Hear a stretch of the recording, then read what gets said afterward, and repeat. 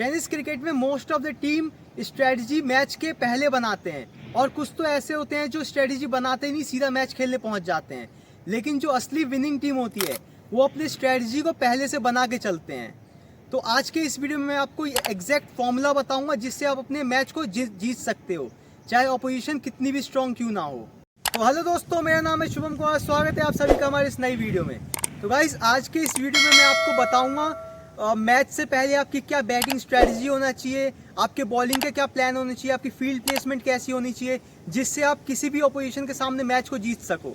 तो चलो वीडियो शुरू करते हैं। तो इसमें सबसे पहला पॉइंट है कि आपको अपने मैच के फॉर्मेट को समझना है, क्योंकि देखो टेनिस क्रिकेट दो टाइप के होते हैं, एक होता है टेक्निकल गेम, एक होता है पावर गेम। अब आपको ये समझना है कि आपका फॉर्मेट किस तरीके का है। अब टेक्निकल गेम और पावर गेम क्या होता है, तो इसका मतलब ये है कि पावर गेम मतलब अगर छोटा फॉर्मेट होता है, मान लो 5-6 ओवर का अगर टेनिस मैच है तो उसमें पावर ही चाहिए, उसमें आपको स्टार्टिंग से ही पावर चाहिए होगा, पहले बॉल से ही आपको खेलना है, शॉट लेने हैं, पावरफुल शॉट्स मारने हैं और ये आपको एंड तक करते रहना है। ऐसा नहीं है इसमें कोई मिडिल ओवर होगा, पावर प्ले होगा या फिर लास्ट ओवर होगा, ऐसा कुछ नहीं है, आपको स्टार्टिंग से ही हिट करना है। तो ये होता है पावर गेम।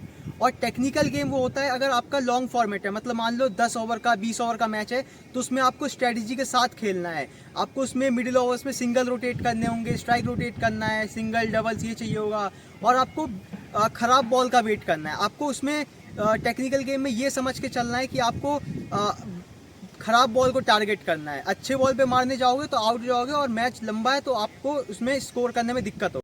अब मैच के फॉर्मेट को समझना बहुत ज़्यादा इंपॉर्टेंट इसलिए है क्योंकि आपका प्लान इसी पर डिपेंड करेगा। आपके स्ट्रेटजी जो बनाओगे आप फॉर्मेट के हिसाब से ही बनाओगे, तो आपको मैच के फॉर्मेट को समझना बहुत ज़्यादा ज़रूरी है। अब दूसरा पॉइंट है कि आपकी बैटिंग स्ट्रेटजी कैसी होनी चाहिए।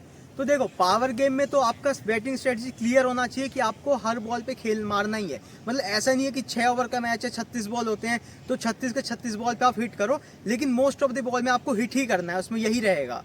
लेकिन अगर टेक्निकल गेम की बात करें, मतलब जो लॉन्ग ओवर्स के मैच होते हैं, जो 20 ओवर 12 ओवर या फिर 10 ओवर का मैच होता है, इसमें आपको स्ट्रेटजी के साथ खेलना है। मतलब उसमें आपको डिफ्रेंशिएट करना है कि पावर प्ले कौन सा है, उसमें किस तरीके से खेलना है, मिडिल ओवर कौन सा है, उसमें किस तरीके से खेलना है और डेथ ओवर कौन सा है, उसमें किस तरीके से खेलना है।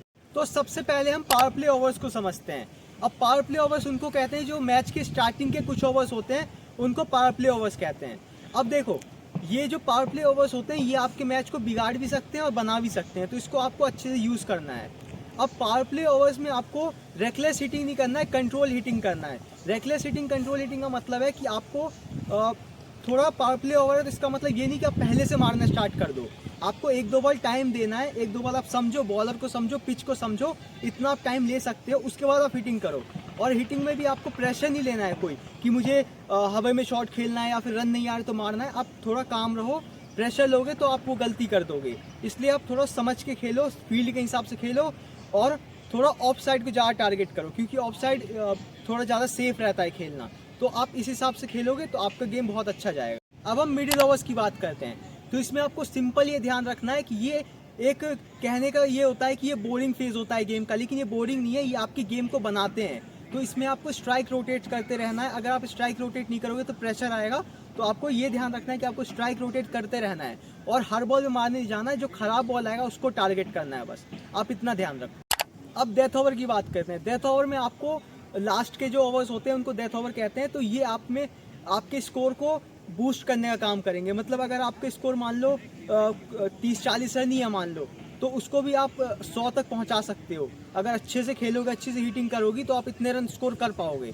तो डेथ ओवर में आपको दो हिसाब से समझना है। अगर आपकी विकेट ज़्यादा गिर चुकी है तो आप थोड़ा सा आराम से खेल लो, स्कोर कर लो, लेकिन अगर आपके हाथ में विकेट्स है तो आप अंधा मारो, आप हर बॉल पे चढ़ के मारो, उसमें कोई दिक्कत नहीं है। और आपको डेथ ओवर में ये भी ध्यान रखना है कि आप ज़्यादातर बैक फुट पे खड़े रहो, क्योंकि बैक फुट से आपको पुल मारने में आसान होगा और ज़्यादातर या तो शॉर्ट बॉल आता है या तो यॉर्कर आता है, उसमें दोनों में आपको अगर क्रीज का आप यूज़ करोगे अच्छे से तो उसको आप जल्दी अच्छे से टैकल कर पाओगे। तो अब बात करते हैं बॉलिंग स्ट्रेटजी के बारे में।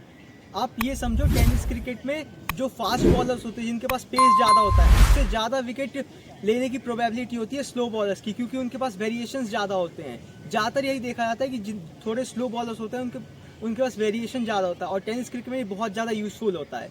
तो आपको वेरिएशंस का यूज़ करना है कभी भी एक ही लाइन को पकड़ के मत चलो, आगे पीछे बॉल लेंथ मूव करते रहो और ज़्यादातर back of the length use करो, क्योंकि वो ज़्यादा इफेक्टिव होता है टेनिस क्रिकेट। और एक चीज़ आपको ध्यान रखना है कि आप मैच से पहले आप बैट्समैन को समझो, बैट्समैन को आप वीकनेस को पता कर लोगे तो उसके वीकनेस पे आप बॉलिंग करो। अगर कोई बैट्समैन है उसको यॉर्कर खेलने में दिक्कत होता है, यॉर्कर आप ट्राई करो, उसकी प्रैक्टिस करो और मैच में वही उसको डालो। कोई बैट्समैन होगा जिसको शॉर्ट बॉल खेलने में दिक्कत होगा तो आप उसको शॉर्ट बॉल करवाओ। तो ये आपको अपने प्लानिंग और अपनी स्ट्रेटजी के हिसाब से चलना है कि कौन सा बैट्समैन किस बॉल पे वीक है, किस लेंथ पे वीक है, तो आपको उस हिसाब से बॉलिंग करनी है। अब बात करते हैं फील्ड प्लेसमेंट के बारे में। तो ये कैप्टन्स के लिए जरूरी है क्योंकि उनको ही फील्ड लगाना होता है, और बॉलर्स के लिए कि उनके अकॉर्डिंग क्या फील्ड होनी चाहिए।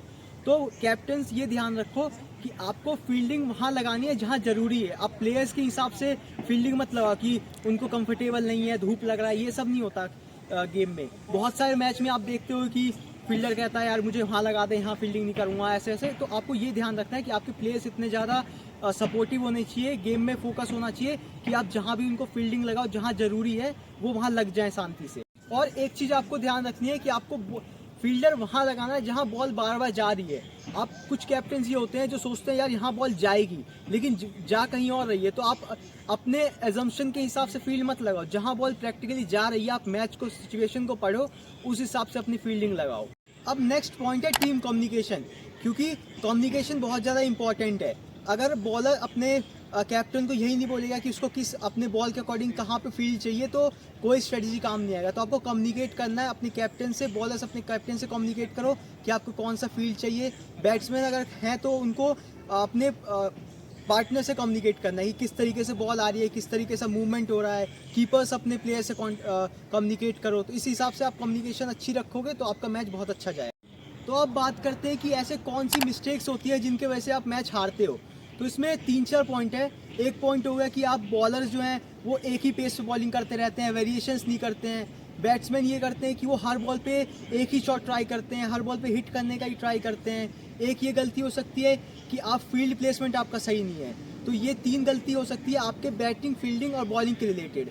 अब चौथी गलती हो सकती है आपके माइंडसेट रिलेटेड, मतलब अगर कोई प्लेयर आउट हुआ है, बैट्समैन ये समझो कि कोई प्लेयर आउट हुआ है तो पैनिक नहीं करना। अगर 2-3 विकेट भी लगातार जा चुका है तो पैनिक मत करो और प्रेशर को अच्छे से हैंडल करो। प्रेशर में आपको ना शॉट खेलना है, गलत शॉट नहीं खेलना, सही शॉट खेल सकते हो। आप प्लेसमेंट करो, आप अपने शॉट सिलेक्शन को अच्छा रखो। तो अगर आप इन सारी विनिंग स्ट्रेटजी को फॉलो करोगे तो आप किसी भी ऑपोजिशन को हरा सकते हो और अपनी टीम का परफॉर्मेंस इंक्रीज कर सकते हो। तो चलो यही था हमारे इस वीडियो में। अगर आपको वीडियो अच्छा लगा तो वीडियो को लाइक करना, चैनल को सब्सक्राइब करना एंड कमेंट करके बताने कि आपको नेक्स्ट टॉपिक कौन सा चाहिए। तो मिलते हैं नेक्स्ट वीडियो में, तब तक के लिए स्टे सेफ, जय हिंद।